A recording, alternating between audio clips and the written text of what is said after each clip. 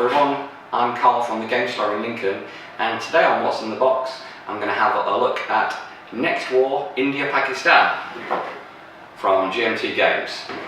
This is the third in the series of Next War games. There's been Korea and Taiwan, and obviously guessing from the name you can tell it takes it to the India-Pakistan border.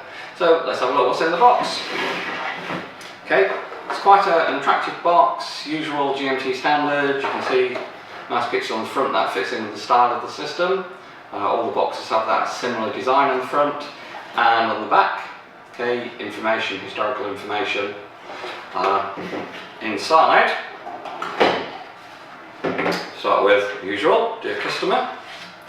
This game we have standard and advanced series rules.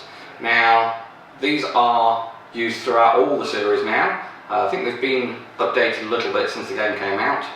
The nice thing about the game is you've got the standard game where it's fairly standard sort of counter map game, hex based, move stuff around. You've got CRT which is odds based. You've got some nice little tricks in there as well, and you get air points. So instead of actually moving planes around, you get air points. However, in the advanced game you get advanced naval rules, you get headquarters, you get more complicated supply, special operations, but the big change is the air power.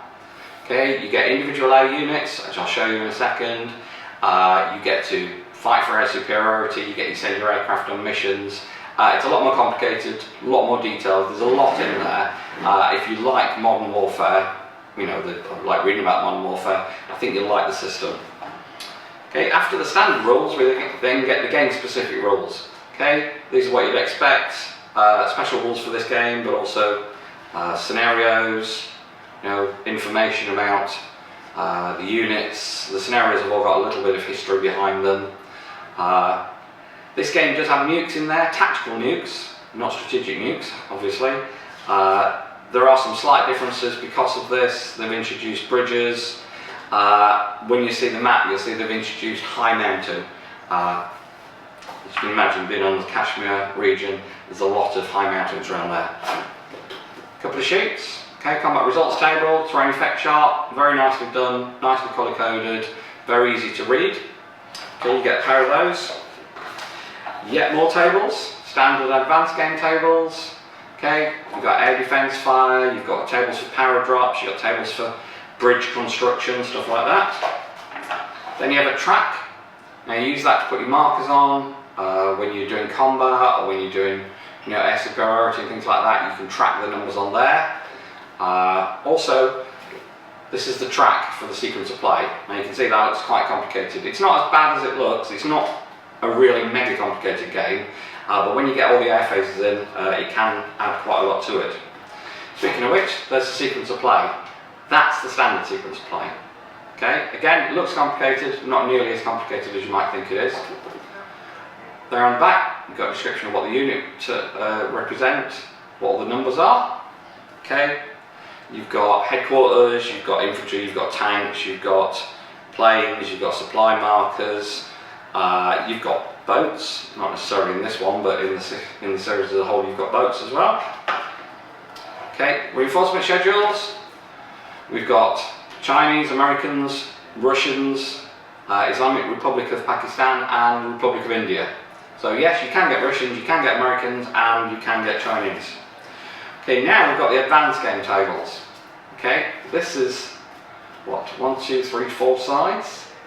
Okay, again, interesting stuff, special operations, collateral damage.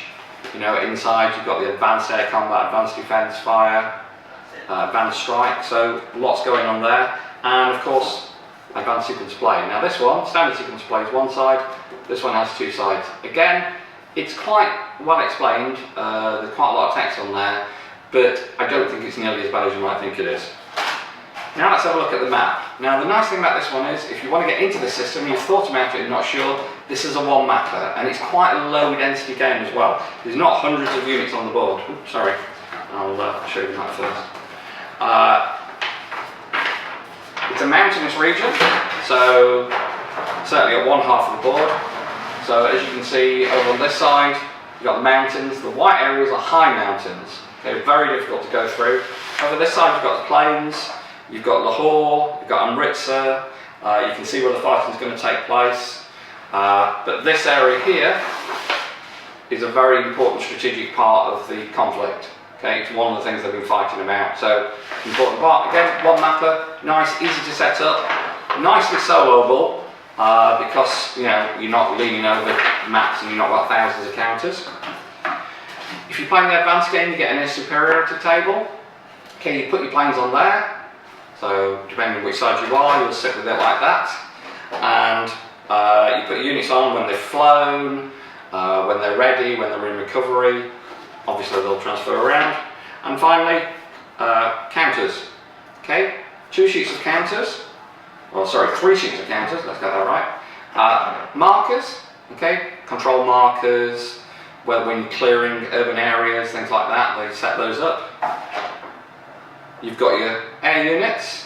Okay, this is mostly air, some of the airborne, bridges, destroyed markers. Quite a lot of planes. So if you're not playing the advanced game, you won't be using very many of these. But I would recommend going straight for the advanced game if you're a confident and experienced gamer. Here, you've got the ground units. Now, these are the ground units. Okay, as you can see, there's not that many. If you want to get into this game and you're just playing the standard game, that's pretty much the majority of what you're going to be using, even in the biggest scenarios.